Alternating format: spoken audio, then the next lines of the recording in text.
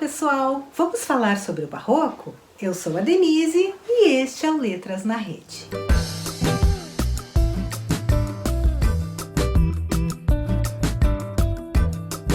Se vocês não viram, no episódio anterior eu falei sobre o Barroco como estilo literário do século XVII ibero-americano. O link está aqui embaixo na descrição, vale a pena conferir. Neste episódio, eu quero trazer uma discussão sobre como nós vemos os autores do Barroco seiscentista. Os espanhóis Luís de Góngora e Francisco de Quevedo foram os precursores no uso do cultismo e do concetismo como recursos de agudeza, em que os jogos de palavras de um e os jogos de conceitos do outro operavam no texto, do mesmo modo que o ornato, o chiaroscuro e a distorção nas artes visuais. Os letrados ibéricos seiscentistas viviam no contexto da Contra-Reforma e das monarquias absolutistas e colonialistas.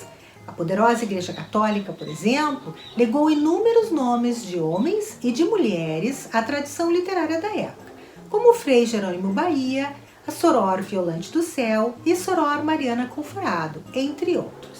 Vale aqui uma observação. Mariana Alcoforado merece destaque pela polêmica acerca da autoria de suas cartas portuguesas, livro composto de 5 cartas de amor escritas para um oficial francês. O trecho a seguir é da segunda carta.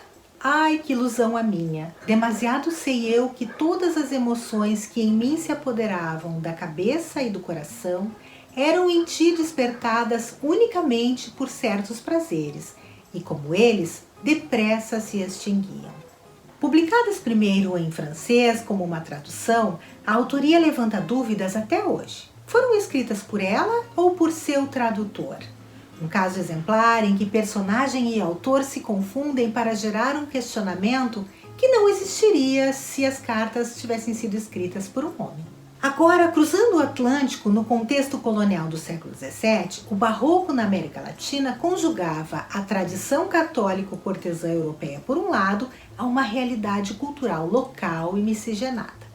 As formas distorcidas resultantes da confluência violenta entre as culturas da coroa e da colônia geraram reapropriações e novas formas de leitura do Barroco latino-americano, especialmente por críticos e estudiosos modernistas. Vejamos 2 trechos de poemas em forma de diálogo. O primeiro, as estrofes iniciais de um soneto de Soror Violante do Céu. Que logras Portugal, um rei perfeito. Quem o constituiu? Sacra piedade. Que alcançaste com ele? A liberdade. Que liberdade tens? Ser-lhe sujeito.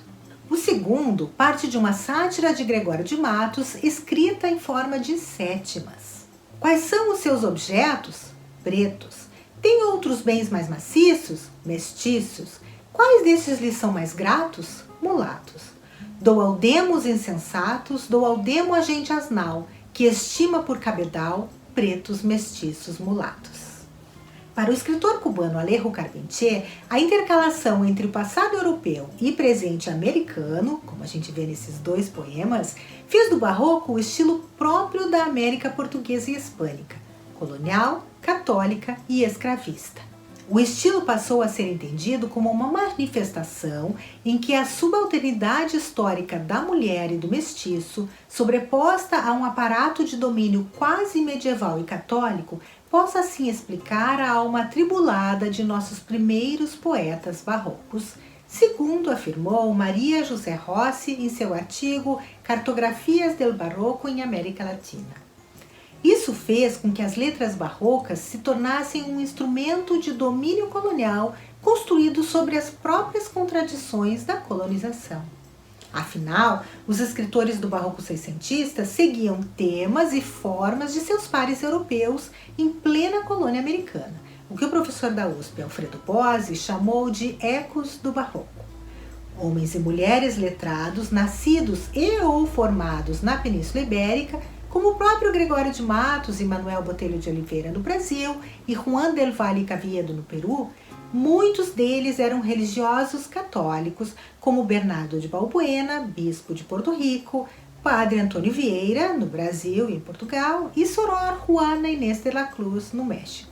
Eles não eram sujeitos de uma arte, como se passou a entender depois do romantismo, única e original. Pelo contrário, trabalhavam a partir de apropriações e de representações coletivas, europeias e locais, o que legou um sem número de compilações de obras apócrifas, ou seja, que o autor não é identificado, e mesmo de autoria apenas atribuída, e outras vezes muitas acusações de plágio. Abriu-se espaço, assim, para que se tornassem muitas vezes personagens cujas biografias foram ressignificadas, como no caso de Soror Juana Inés de la Cruz, tornada símbolo da identidade nacional mexicana, e muitas vezes biografias ficcionalizadas, como a gente viu com o próprio Gregório de Matos. Com sua obra e contexto de produção vistos pelo espelho retrovisor de estudiosos modernos, esses letrados e letradas passaram a ser identificados a uma noção de autoria ausente na época em que viveram e produziram.